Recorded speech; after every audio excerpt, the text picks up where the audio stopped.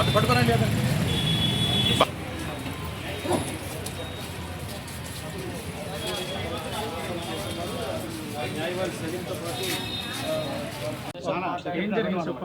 మాకు ఈ కేసుకి అయితే ఏం సంబంధం లేదు సార్. మేము కొట్టలేదు, మమ్మల్ని కావాలని ఇరికిచ్చారు. మేమైతే కొట్టలేదు పెట్టి.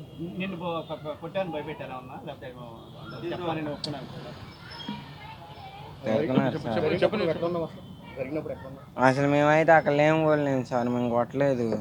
మాకు ఈ కేసుకి ఏం సంబంధం లేదు. మమ్మల్ని కావాలని ఇబ్బంది పెట్టలే కానీ భయపెట్టించారు సార్.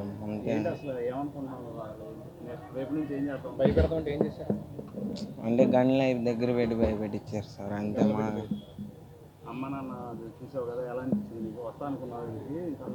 రాలేను అనుకున్నా సార్. వచ్చాను.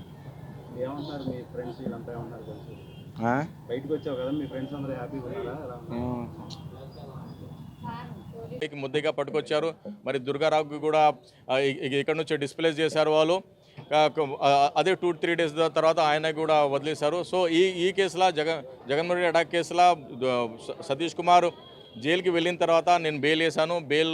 బెయిల్లో వాదన ప్రతివాదన అయింది. ప్రతివాదనలో ఏమంటే గుల్కరాయి ఉంది కదా, అది వెపన్స్ కేటగిరీలా రాదు, వెపన్ లిస్ట్లా రాదు. అది అందుకే అది హత్యాయత్నం కింద మెన్షన్ చేయరాదని కోర్టుకి గట్టిగా వాదించాను. మరి కోర్టులో కూడా పోలీసు తీసుకొచ్చిన రిపోర్ట్స్ కూడా అతను ఓన్ స్టేట్మెంట్ ఉంది. ఆ ఓన్ స్టేట్మెంట్ బేస్ చేసి అతన్ని అరెస్ట్ చేశారు. దాని తప్ప ఏం లేదు అని నేను వాదించాను. మరి జగన్మోహన్ రెడ్డికి సతీష్కి అసలు శత్రుత్వం కూడా ఏం లేదు. సతీష్ ఒక మామూలు అబ్బాయి. అతను ఎలిమెంటరీ స్కూల్ కూడా వెళ్ళలేదు. జగన్మోహన్ రెడ్డి ఎక్స్ సీఎం కొడుకు, ఇప్పుడు సీఎం.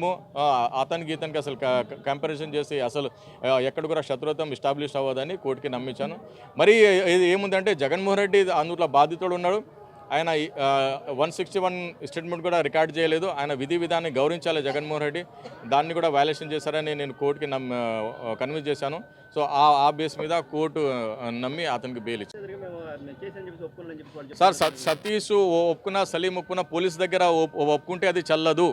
అది ఆర్టికల్ 20 క్లాస్ 3కి వైలేషను, మరి ఎవిడెన్స్ యాక్ట్ 25కి వైలేషను, ఎన్డీపీ యాక్ట్ 67కి వైలేషను. ఇప్పుడు నేనే చెప్తాను జగన్మోహన్ రెడ్డి మీద రాయేసానంటే అది నా మీద కేసు కట్టడానికి రైట్ లేదు. పోలీస్కి ఎస్టాబ్లిష్ చేయాలి. అది ఎస్టాబ్లిష్ చేస్తేనే అవుతుంది. అలా అయితే అందరు ముద్దాయి అవుతారు. సో రూల్ ఆఫ్ లా ఉంది, రూల్ ఆఫ్ లాకి ఫాలో అవ్వాలి. సో రూల్ ఆఫ్ లాకి వైలేషన్ చేశారనే కదా నేను ఈ కేసు మీద వాదించి అతను బయట తీశాను.